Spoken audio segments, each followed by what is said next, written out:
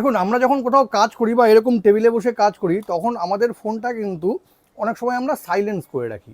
এবার সাইলেন্স করে রাখলে কি প্রবলেম, আমি যদি ফোনটা এভাবেও রাখি বা এভাবেও যদি ফোনটা রাখি, অনেক সময় কিন্তু আমাদের চোখেই পড়ে না, কারণ ফোনটা সাইলেন্স করা আছে। কে ফোন করছে কে ফোন করছে না আমরা দেখি না।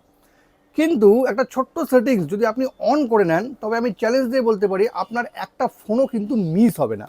তাহলে এই সেটিংসটা আপনি কিভাবে করবেন জানতে গেলে ভিডিওটা শেষ পর্যন্ত দেখুন আর প্রসেসটা একদম সেভ করে নিন। দেখুন, এই জন্য শুরুতেই চলে আসতে হবে আপনার ফোনের সেটিংসে। এই সেটিংসে ক্লিক করে নেওয়ার পর এই সার্চে গিয়ে আপনি এখানে লিখে দিন ফ্ল্যাশ নোটিফিকেশান,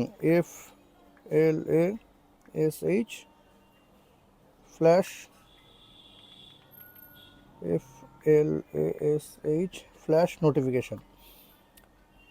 এটা করে নেওয়ার পর আপনাকে এখানে চলে আসতে হবে। দেখুন, এখানে একটা অপশন আপনি পেয়ে যাবেন, সেটা হলো এই ফ্ল্যাশ নোটিফিকেশান। এখানে ক্লিক করে নিন। এবার এখানে ক্লিক করে নেওয়ার পর এই দেখুন দুটো সেটিংস আছে, ক্যামেরা ফ্ল্যাশ নোটিফিকেশান আর স্ক্রিন ফ্ল্যাশ নোটিফিকেশান। আপনি যদি ক্যামেরা ফ্ল্যাশ নোটিফিকেশানটা অন করে দেন, তবে যেটা সুবিধা হবে, আপনার ফোন যদি এভাবে উল্টো করেও রাখা থাকে, তবে দেখুন আমি যদি প্রিভিউ করি, ফোন যদি সাইলেন্স থাকে, আপনার এই ফ্ল্যাশটা কিন্তু সাইলেন্স করা অবস্থায় ফ্ল্যাশটা এইভাবে কিন্তু জ্বলতে থাকবে। তাতে সুবিধা কি, আপনার ফোন যদি এভাবেও রাখা থাকে, তাও কিন্তু আপনি দেখে নিতে পারবেন কেউ হয়তো আপনাকে ফোন করছে।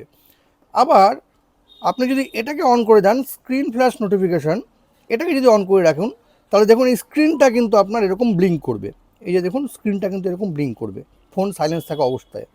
তাতে কিন্তু আপনার সুবিধা হয়ে যাবে। আপনার ফোন যদি সাইলেন্স থাকে, তবে কিন্তু আপনার এই স্ক্রিনটাও কিন্তু ফ্ল্যাশ করবে, আর আপনার যে এই ক্যামেরাটা আছে সেটাও কিন্তু ফ্ল্যাশ করবে। আর এইভাবেই আপনি বুঝে যাবেন যে আপনাকে কেউ ফোন করছে।